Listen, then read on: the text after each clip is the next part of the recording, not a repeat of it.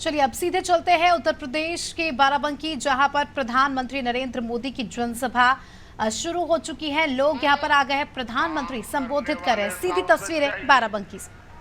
आपका भला करने वाले सांसद चाहिए। 5 साल मोदी को गाली देने वाले नहीं, क्षेत्र का विकास करने वाले सांसद चाहिए। और इसके लिए आपके पास एक ही विकल्प है, ओनली कमल।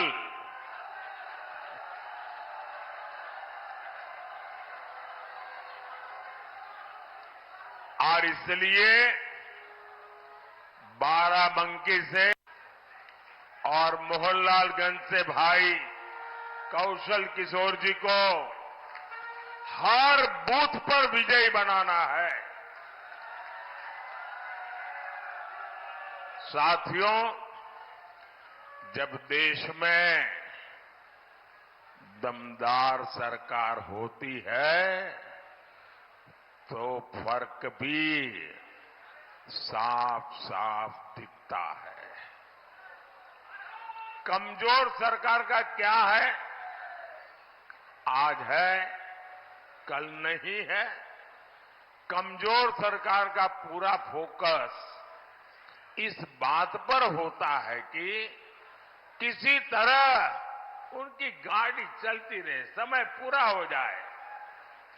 आप मुझे बताइए, यहां नौजवान भी है, किसान भी है, तो बड़ी आसानी से समझ जाएंगे।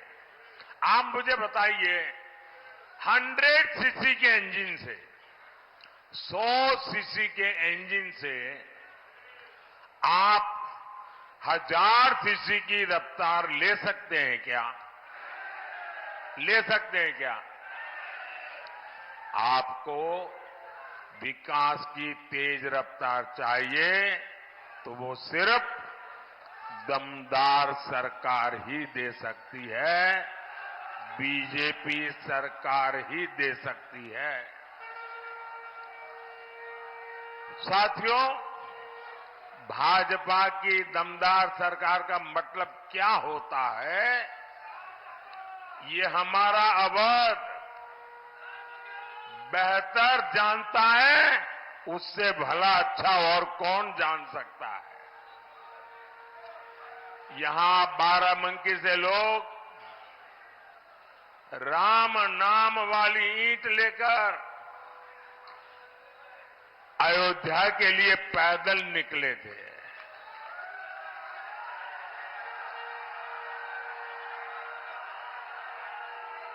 जो पहली बार वोट डाल रहे हैं, जो युवा है, उन्हें पता ही नहीं होगा 500 साल के इंतजार के बाद, 500 साल का इंतजार, ये इतिहास की बहुत बड़ी घटना है कि पीढ़ी दर पीढ़ी हमारे पूर्वज संघर्ष करते रहे, बलिदान देते रहे, त्याग की पराकाष्ठा करते रहे। 500 साल के बाद, और वो दिन याद कीजिए, लोग जब हमारे रामलला को टेंट में देखते थे, उनके आंसू नहीं सूखते थे और लोग सरकार को जितनी भद्दी भाषा में गालियां दे सके देते थे। लेकिन आज 500 साल का इंतजार खत्म हुआ कि नहीं हुआ? 500 साल का इंतजार खत्म हुआ कि नहीं हुआ? रामलला भव्य मंदिर में विराजित हुए कि नहीं हुए? किसके कारण? किसके कारण?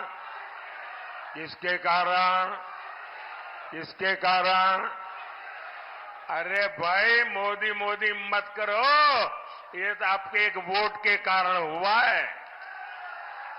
ये आपके वोट की ताकत है जिसने एक दमदार सरकार बनाई, एक मजबूत सरकार बनाई और आपका 500 साल का इंतजार समाप्त हुआ।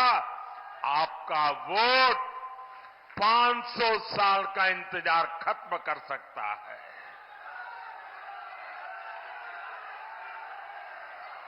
और इसलिए भाइयों बहनों,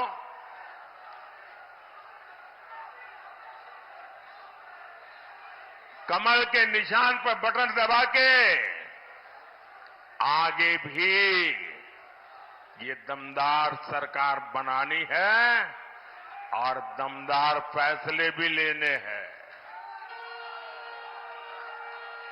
लेकिन साथियों, दूसरी तरफ ये कांग्रेस वाले, ये सपा वाले क्या कह रहे हैं? पहले इन्होंने रामलला को टेंट में पहुंचाया, फिर अपनी वोट बैंक को खुश करने के लिए इन्होंने कहा यहां मंदिर की जगह कोई धर्मशाला बना दो, कोई स्कूल बना दो, अस्पताल बना दो। अब जब मंदिर बन गया तो उन्होंने इतना पेट में जहर भरा पड़ा है, इतना जहर पड़ा है, पता नहीं उनकी राम से क्या दुश्मनी है। रामलला की प्राण प्रतिष्ठा का निमंत्रण ठुकरा दिया।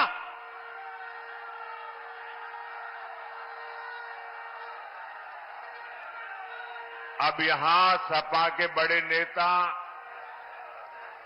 यहां तक कहते हैं, और वो भी रामनवमी के दिन कहते हैं, ये राम मंदिर को बेकार बताते हैं, भद्दी भद्दी बातें करते हैं। और कांग्रेस तो राम मंदिर पर सुप्रीम कोर्ट का फैसला पलटने की तैयारी कर रही है।